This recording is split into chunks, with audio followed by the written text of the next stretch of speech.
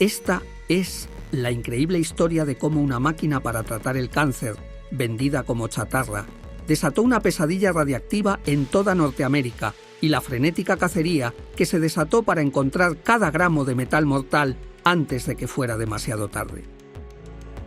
El Centro Médico de Especialidades, un hospital privado en la fronteriza Ciudad Juárez, compró una avanzada unidad de radioterapia. Dentro de su cabezal blindado, que parecía una especie de microscopio gigante, había una fuente de cobalto 60. Este isótopo radiactivo, producido en reactores nucleares, emite potentes rayos gamma capaces de destruir células cancerosas. Para la época, era tecnología de punta, una promesa de vida. Pero había un problema, uno muy grande.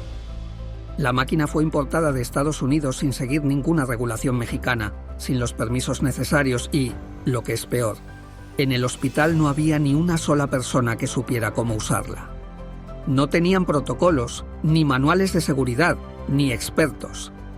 Así que, en lugar de salvar vidas, la máquina terminó arrinconada en una bodega, juntando polvo durante 6 largos años.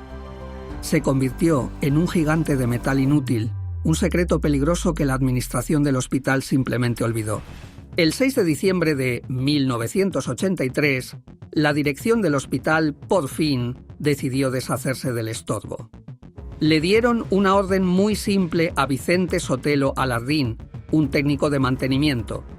Desmantela esa máquina y véndela como fierro viejo.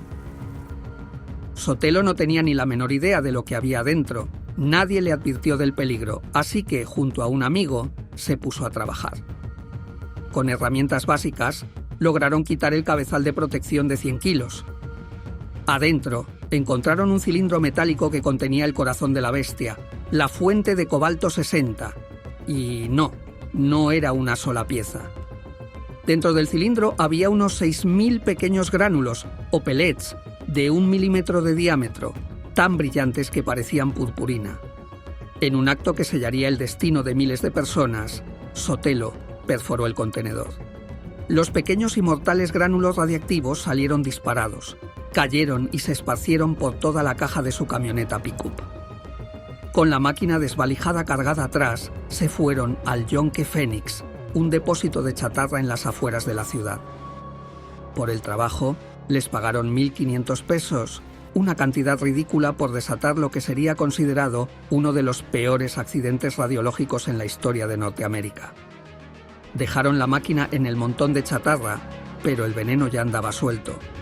Cientos de gránulos se quedaron en la camioneta y otros tantos se cayeron por el camino, dejando una estela invisible de contaminación por las calles de Ciudad Juárez.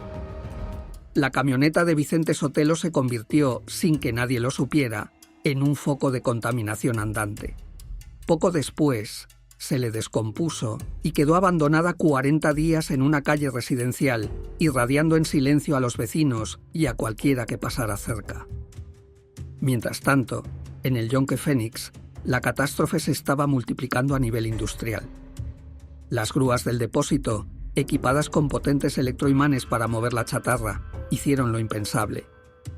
Al levantar los restos de la máquina, los imanes atrajeron y esparcieron los gránulos de cobalto 60 por todo el patio, mezclándolos perfectamente con toneladas de otros metales.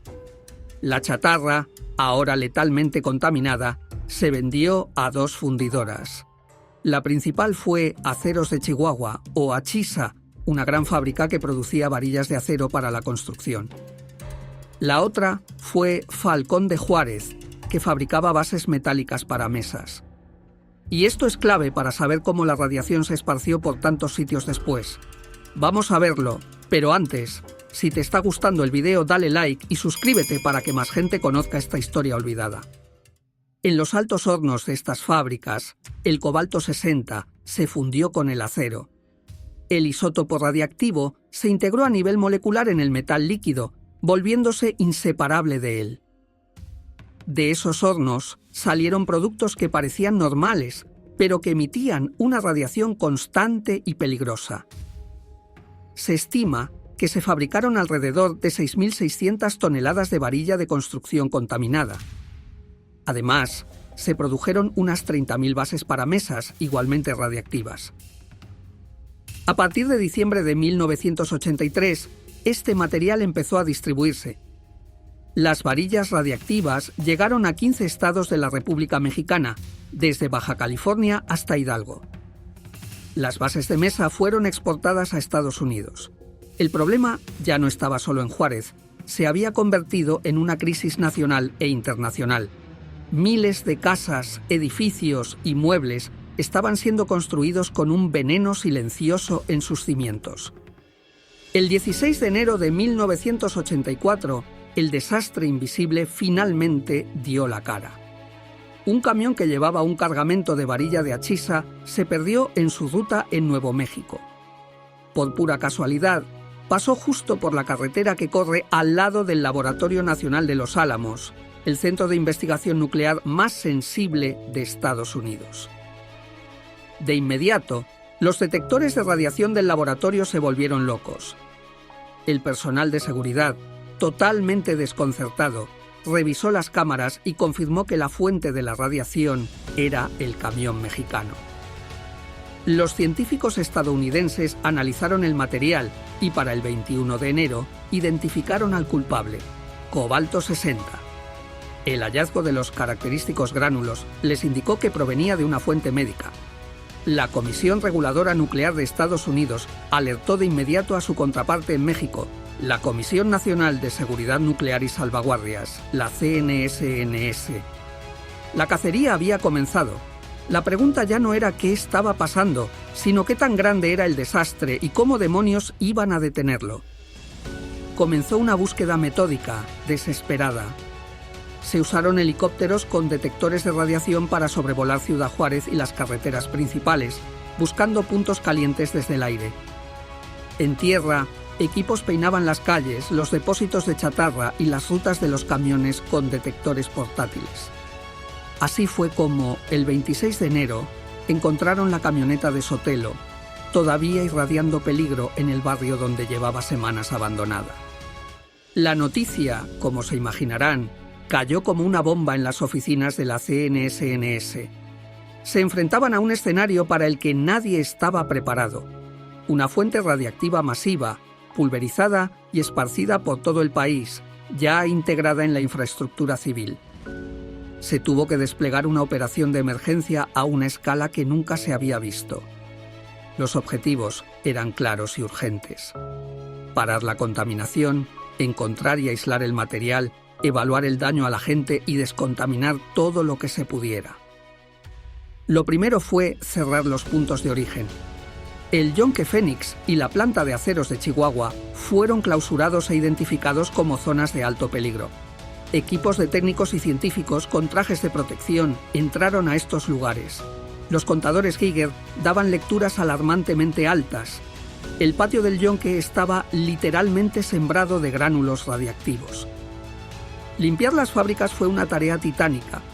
En Achisa tuvieron que remover y aislar no solo la chatarra y el producto terminado, sino también la maquinaria, el polvo e incluso la tierra de los patios. Todo estaba severamente contaminado. Tuvieron que improvisar blindajes para proteger a los trabajadores mientras hacían la limpieza. Al mismo tiempo, se inició una investigación de salud masiva. Se buscó a todos los trabajadores del Yonke, de las fundidoras y a los transportistas. Se les tomaron muestras de sangre para estimar la dosis de radiación que cada uno había recibido. Los resultados fueron devastadores. Se estima que unas 4.000 personas estuvieron expuestas en diversos grados.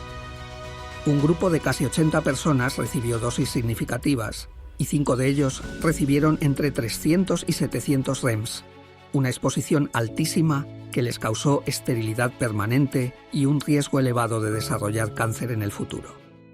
El trabajo de contención duró meses. Quizás la fase más compleja fue rastrear las toneladas de varilla contaminada. Se emitieron alertas a nivel nacional e internacional. Se tuvieron que inspeccionar más de 17.000 construcciones por todo México. Al final, 814 casas y edificios tuvieron que ser demolidos por completo al presentar niveles de radiación peligrosos para la gente que vivía ahí. Imaginen la tragedia. familias perdiendo sus casas porque estaban construidas con un veneno que no podían ver, oler ni sentir.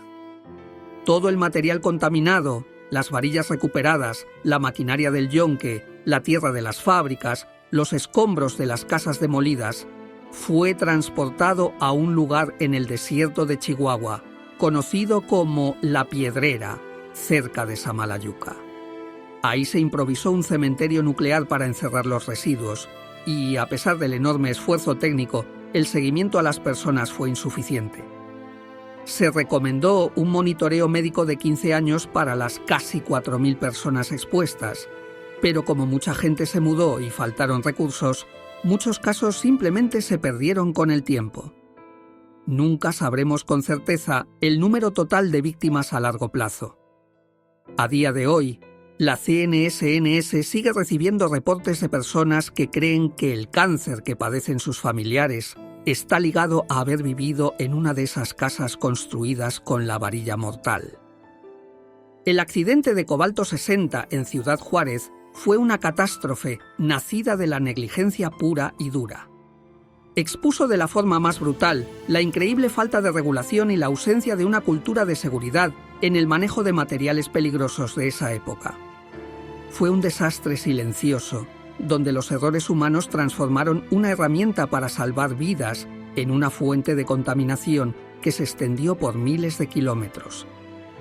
La lección se aprendió, pero a un costo altísimo. El incidente obligó a México a reforzar drásticamente sus leyes y protocolos de seguridad nuclear, implementando controles mucho más estrictos para importar, usar y desechar fuentes radiactivas. El llamado Chernóbil mexicano sirve como un oscuro recordatorio de que los mayores peligros de la tecnología no siempre están en su complejidad, sino en el simple y desastroso error humano.